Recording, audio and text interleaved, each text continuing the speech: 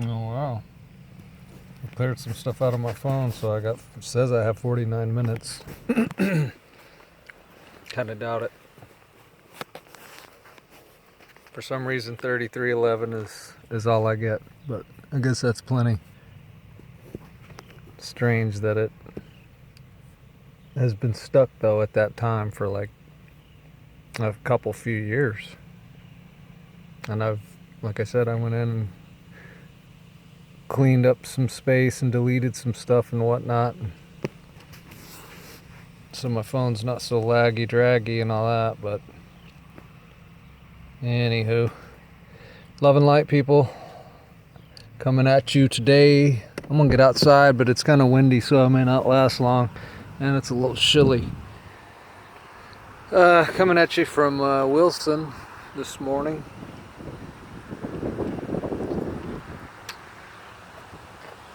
And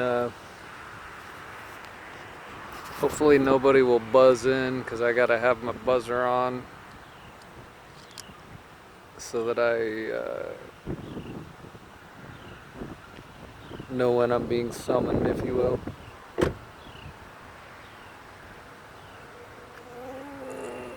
Anyway,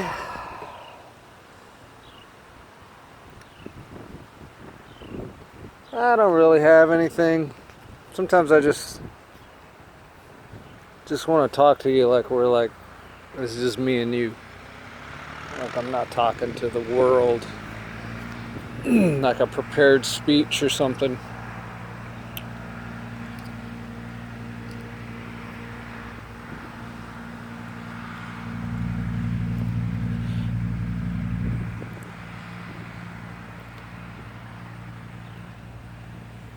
But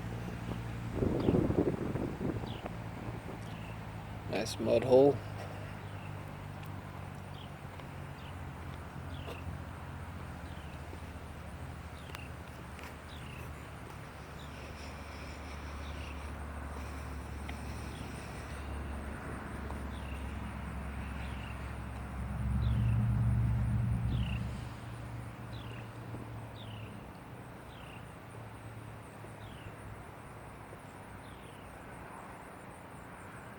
The world, the world, the world. What's gonna happen to your world? What's gonna happen to our world? Boy, it seems like people are really just kind of freaking out. Which I guess you can't blame them. With, a bunch of crazy stuff going on, people start to kind of freak out. Theories abound. Anomalies in the sky and anomalies with the weather.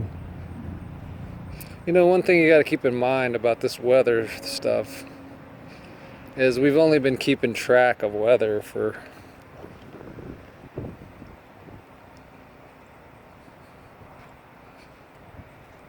so long. And so any anomalies that happened in the past we don't really know about. So they tell us there was an ice age, and they tell us, and it makes sense, that things fluctuate. Hope the wind's not messing us up here. So things fluctuate and what have you. So just because we're having excess rain at one point, or we're having excess heat at one point, or we're having excess snow at one point, it doesn't really validate anybody's theories of anything.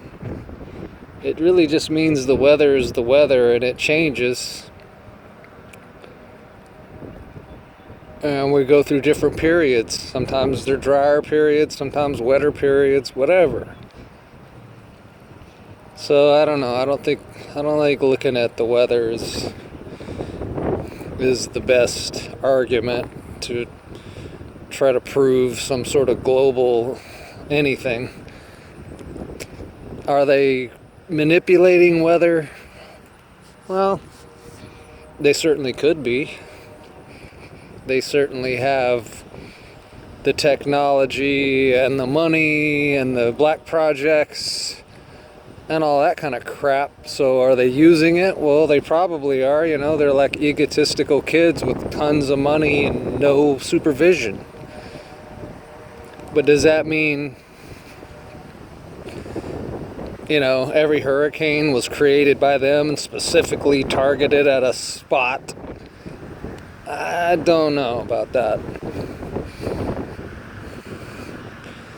Does it mean that the flooding in Texas right now was specifically done by them?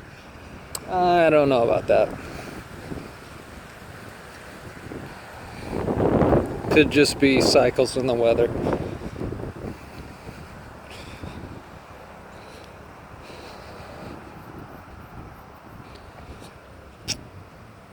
And of course, we've got alien anomalies happening, or seemingly, you know, whatever, UFO anomalies. And let's see if I can just hook my phone right here. Appears that I can.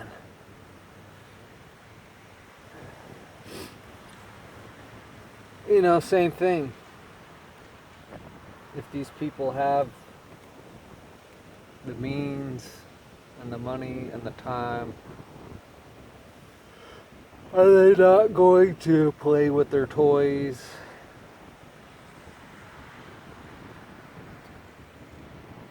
So most of the anomaly, in other words, most of the anomalies are man's doing when it comes to alien or UFO stuff.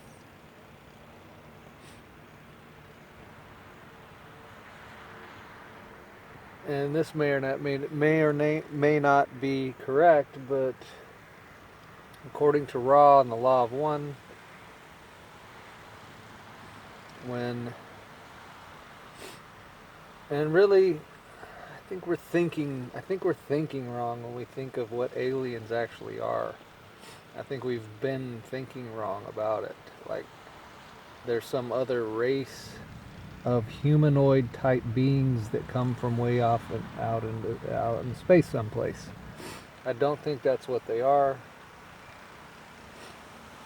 I think they are, you could say, interdimensional beings, or beings that, and they're not so much even beings, they're frequencies or energies that come from other dimensions, and when they came in the form of humanoids back in the ancient Egyptian times and interacted directly with humanity with the intent of helping, and created the pyramids and brought what could be called, I guess, advanced knowledge and possibly technology to humanity back then, the egotistical side of humans, as always, kicked into play, and they came in and basically said, well, this is ours, this technology, this knowledge, all of this is ours, and we're going to control it. It's always about control with the ego. The ego must control everything.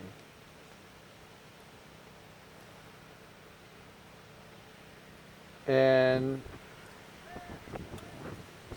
so that's what they did. And the aliens, quote unquote, regretted, I don't know that they regretted making direct contact, but they certainly regretted what happened afterwards. And so I think they learned from that experience that direct contact with humanity is not very viable, because again, they're dealing with egos, and my goodness, can you imagine if they came nowadays? I mean, people were probably quite a bit more humble and quite a bit more connected, spiritually speaking, earth-wise speaking, back then than they are now. So if they came to humanity directly now, oh my God, man, egos from every branch of quote unquote government, authorities, and professionals and all this would descend upon it, and just be a bunch of nonsense. It would become a bunch of nonsense. So they do not, or dare not,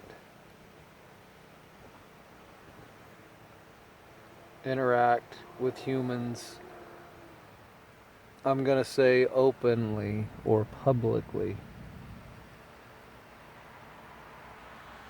But they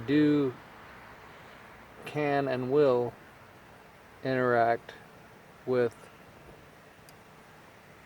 higher resonant humans individually. And this comes across as channeling, what we call channeling. This comes across as when you're on a DMT trip or psilocybin trip or what have you. Now, let me clarify, if you've gone into that experience with the purpose of conscious expansion and higher self-integration, then you will have an experience with these quote-unquote aliens. And see, I think that they're only manifesting as what you would perceive them to look like if they had physicality. In other words, they don't look like that all the time. They look like that when they're in your mind, or they look like that when you can see them with your third eye. And they look different for everybody, I would venture to say, even if they had similarities or whatever. But see, once again, let's take the common image of a quote-unquote alien with the big eyes and the short body, and the grays. This is an image that got put in your mind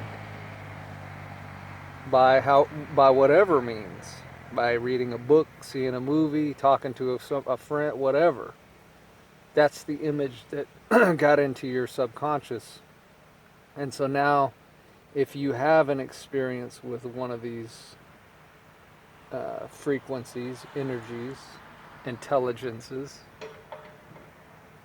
your mind is going to construct what it is you believe that you're seeing. Again, consciousness creates reality. So in other words, if you expect your alien to look like a gray, it's probably going to.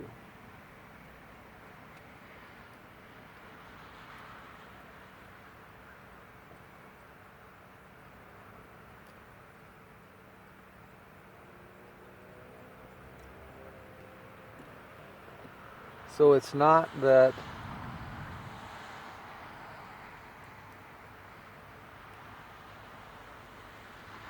these other intelligences are not interacting with humans. They're not interacting with humans in the public square. Now, if we get into our, there's questions that'll come up for sure. Are there factions? Are there good ones and bad ones?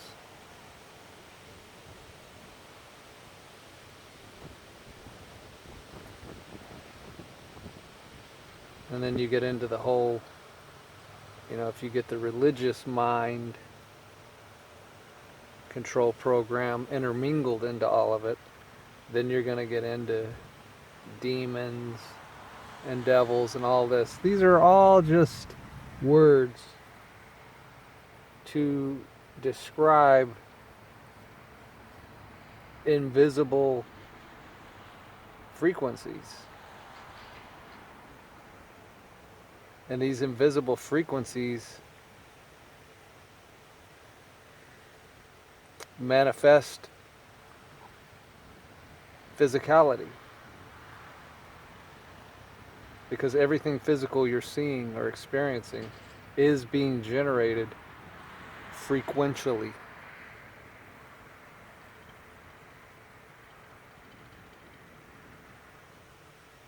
And so really we have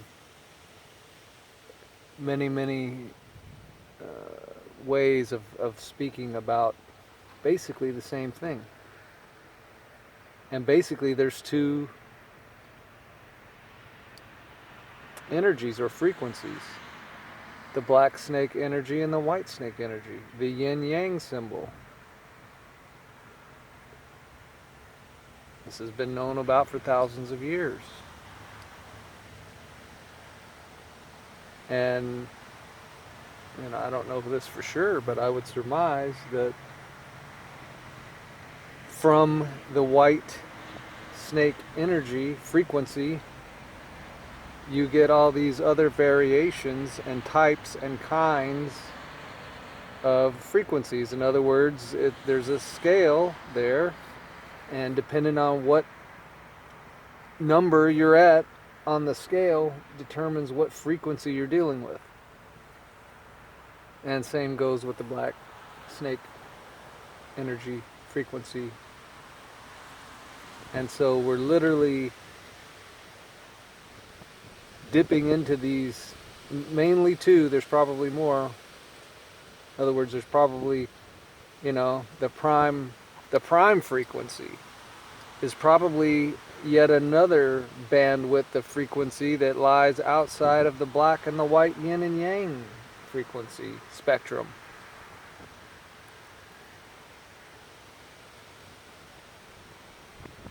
And so when you begin, it's like alchemy on an energetic level. If you begin to mix these frequencies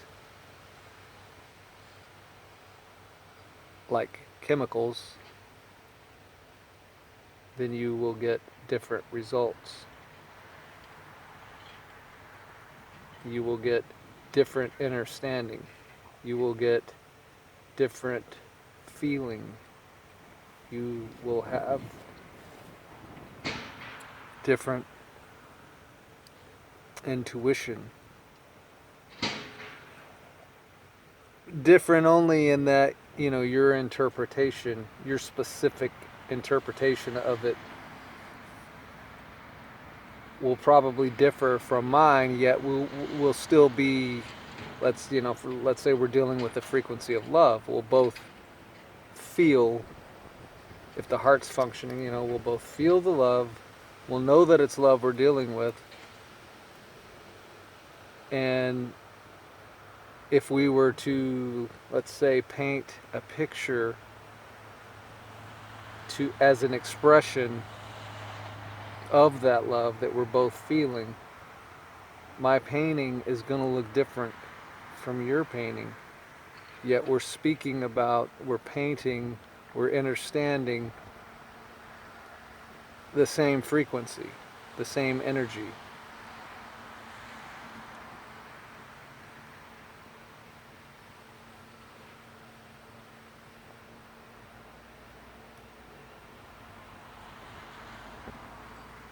So I've really been thinking quite a bit about this whole aliens come from within, this line that came to me a few weeks ago or whatever. and I've been thinking about it. What does it actually mean? What's being related? And the simplest version that I've come up with is that your heart used to function in a way that you were very intuitive, you were you were clairvoyant, you were telepathic perhaps, you were psychic perhaps, you were an empath, you were very empathic. All these are aspects and traits of the heart. And you actually thought with your heart and not just your brain. In other words, your brain was a secondary processing center. Your heart was the primary processing center, but we have been deviated to just having the brain be the primary processing center. And they've even tried to split that and get everybody into one side of that hemisphere, one of those hemispheres, which further complicates your ability to understand anything with this convoluted world we find ourselves in. And notice the word con is the beginning part of the word convoluted. This outward world is become a con game. And see, if you were still functioning from that heart, and so hence here comes my explanation of aliens come from within. Your heart and what it's capable of and the abilities that it has is alien to you, has become alien to you, alien to us. And when you begin to reverse engineer how you've gotten so far out on a limb, you will inevitably end up back at your heart. And at first, the whole thing feels alien. Because at first, when this transition kind of happens, you feel like you are an alien in an alien world, because this place all of a sudden seems ridiculously strange.